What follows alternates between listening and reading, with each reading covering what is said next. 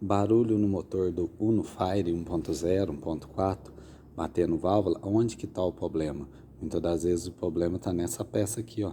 É a pastilha que faz a regulagem da válvula do motor.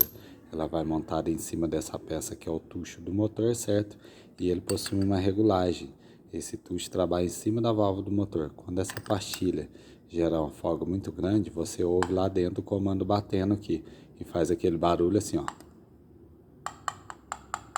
Ou seja, aquele batido de válvula. O que tem que fazer? O ajuste da válvula, que troca essa pastilha fina por uma mais grossa, diminuindo assim a folga.